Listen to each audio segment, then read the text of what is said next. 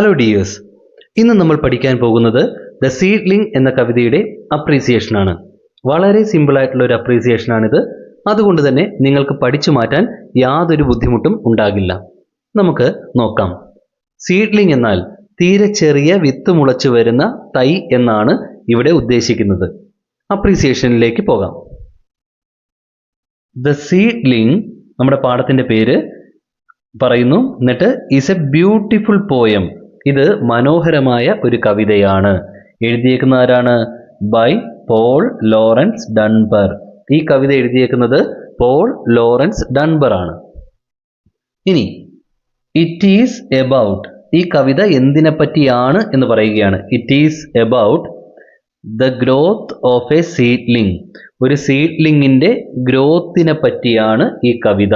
ഒരു സീഡ്ലിംഗിന്റെ വളർച്ചയെ പറ്റിയാണ് ഈ കവിത. ദ പോയം ഷോസ്, ഈ കവിത കാണിക്കുന്നത് the importance of hard work. Hard വർക്കിന്റെ ഇമ്പോർട്ടൻസ് ആണ്. ഹാർഡ് വർക്കിന്റെ, കഠിനാധ്വാനത്തിന്റെ പ്രാധാന്യം, ഇമ്പോർട്ടൻസ്, അതാണ് ഈ കവിത കാണിക്കുന്നത്. ഇതാണ് നമ്മുടെ ഫസ്റ്റ് പാരഗ്രാഫ്. ഇനി നമ്മൾ കവിതയുടെ ഒരു സമ്മറി എഴുതാനായിട്ട് പോവുകയാണ് അടുത്ത പാരഗ്രാഫിൽ. നോക്കുക. At the start of the poem, കവിതയുടെ തുടക്കത്തിൽ, at the start of the poem, A small seedling, ഒരു ചെറിയ തൈ, ലൈസ് ഇൻ ദ സോയിൽ, അത് മണ്ണിൽ കിടക്കുകയാണ്. ലൈസ് ഇൻ ദ സോയിൽ, മണ്ണിൽ കിടക്കുന്നു.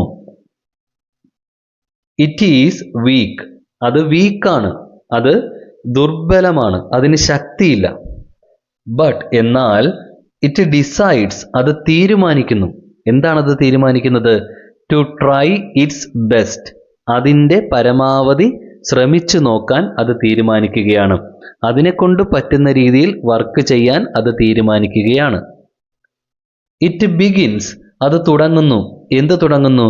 ടു ഗ്രോ, വളരാൻ തുടങ്ങുന്നു. ഫസ്റ്റ്, ആദ്യം, it pushes A small leaf, ഒരു ചെറിയ ലീഫിനെ, ഒരു സ്മോൾ ലീഫിനെ, ഒരു ചെറിയ ഇലയെ അത് പുഷ് ചെയ്യുന്നു, അത് തള്ളുന്നു.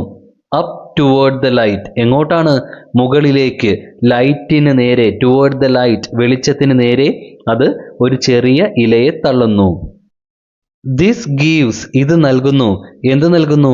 കറേജ്, ധൈര്യം നൽകുന്നു. ആർക്ക് ധൈര്യം നൽകുന്നു? ടു അതർ ലീവ്സ്, മറ്റ് ഇലകൾക്ക് ധൈര്യം നൽകുന്നു. ആൻഡ് ദ സ്റ്റെം, അതുപോലെ സ്റ്റെമ്മിന്, തണ്ടിന് ധൈര്യം നൽകുന്നു. എന്തിനാണ്? ടു ഗ്രോ ടു, വളരുവാൻ വേണ്ടിയിട്ട്. അവർക്കും വളരാനുള്ള ധൈര്യം നൽകുകയാണ്. ദ വർക്ക് ഈസ് ഹാർഡ്, ഈ ജോലി എന്ന് പറയുന്നത് ഹാർഡാണ്, വളരെ കഠിനമാണ്. And the seedling seems to sweat and pant, the seedling, ആ തൈ, സീംസ്, കാണപ്പെടുന്നു. എന്ത് ചെയ്യുന്നതായിട്ട്? സ്വെറ്റ് ചെയ്യുന്നതായിട്ട്, അതുപോലെ പാൻറ് ചെയ്യുന്നതായിട്ട്. സ്വെറ്റ് ചെയ്യുക, വിയർക്കുക. പാൻറ് ചെയ്യുക, അണയ്ക്കുക. അത് അണയ്ക്കുന്നത് പോലെയും വിയർക്കുന്നത് പോലെയും ഒക്കെ കാണപ്പെടുന്നു. അതായത് ശരിക്കും കഷ്ടപ്പെടുന്നു. ബട്ട് എന്നാൽ ഇറ്റ് ഡസ് നോട്ട് സ്റ്റോപ്പ്, അത് സ്റ്റോപ്പ് ചെയ്യുന്നില്ല, പണി നിർത്തുന്നില്ല. With the help of sunshine and rain, with the help, സഹായത്തോടെ. ആരുടെയൊക്കെ സഹായത്തോടെ? സൺഷൈനിൻ്റെയും റെയിനിൻ്റെയും, വെയിലിൻ്റെയും മഴയുടെയും സഹായത്തോടെ.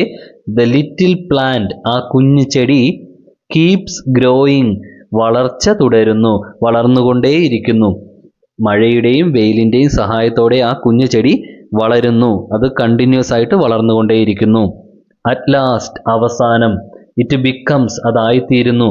എ ബ്യൂട്ടിഫുൾ ഫ്ലവർ, മനോഹരമായൊരു ഫ്ലവർ ആയിത്തീരുന്നു, ഒരു പൂച്ചെടിയായിത്തീരുന്നു. പൂവായിത്തീരുന്നു എന്ന് മാത്രമല്ല, ഫ്ലവറിന് പൂച്ചെടി എന്നും അർത്ഥമുണ്ട്. അത് മനോഹരമായൊരു പൂച്ചെടിയായിത്തീരുന്നു. അപ്പോൾ നമ്മുടെ കവിതയുടെ സമ്മറിയായി. ഇനി കൺക്ലൂഡിംഗ് പാരഗ്രാഫ് നമുക്ക് നോക്കാം. ഇതിൻ്റെ മൂന്നാമത്തെ പാരഗ്രാഫ് പറഞ്ഞ് നമുക്ക് അവസാനിപ്പിക്കണം. നോക്കുക. The language of the poem, ഈ കവിതയുടെ ഭാഷ ഈ സിമ്പിൾ, വളരെ സിമ്പിളാണ്. ബട്ട് എന്നാൽ പവർഫുള്ളുമാണ്, ശക്തവുമാണ്. വളരെ സിമ്പിളായിട്ടുള്ള ഭാഷയാണ് കവി ഉപയോഗിച്ചിരിക്കുന്നത്, എന്നാൽ അത് ശക്തമായ ഭാഷയാണ്. ഡൺബർ യൂസസ്, കവി ഡൺബർ ഉപയോഗിക്കുന്നു. Many poetic devices. എന്താണ്? പല പോയറ്റിക് ഡിവൈസുകളും കവി ഇതിനകത്ത് ഉപയോഗിക്കുന്നുണ്ട്. പോയറ്റിക് ഡിവൈസ് എന്ന് പറയുമ്പോൾ പേഴ്സോണിഫിക്കേഷൻ, അലിറ്ററേഷൻ, സിമിലി, മെറ്റഫർ ഇതുപോലെയുള്ള എല്ലാത്തിനെയും ചേർത്ത് വിളിക്കുന്ന പേരാണ് പോയറ്റിക് ഡിവൈസസ്. അപ്പോൾ പല പോയറ്റിക് ഡിവൈസുകളും കവി ഇവിടെ ഉപയോഗിക്കുന്നുണ്ട്. The seedling is personified here. ഇവിടെ ഈ കവിതയിൽ സീഡ്ലിങ്ങിനെ പേഴ്സോണിഫൈ ചെയ്തിരിക്കുകയാണ്. അതായത് ഒരു മനുഷ്യനെ കാണുന്നത് പോലെയാണ് സീഡ്ലിങ്ങിനെ ഈ കവിതയിൽ കണ്ടിരിക്കുന്നത്. ഓൺ ദ ഹോൾ, മൊത്തത്തിൽ നോക്കിയാൽ ദ പോയം, ഈ കവിത is a very good reading experience. വളരെ നല്ല ഒരു വായനാ അനുഭവമാണ്. ഇത് നല്ലൊരു വായനാ എക്സ്പീരിയൻസ് ആണ് എന്ന് പറഞ്ഞ് നമ്മൾ അവസാനിപ്പിക്കുന്നു. വളരെ സിമ്പിളായിട്ടുള്ള ഒരു അപ്രീസിയേഷൻ ആണ്. ഈസി ആയിട്ട് നിങ്ങൾക്ക് പഠിച്ചെടുക്കാവുന്നതേ ഉള്ളൂ. അപ്പോൾ ഓൾ ദ ബെസ്റ്റ്.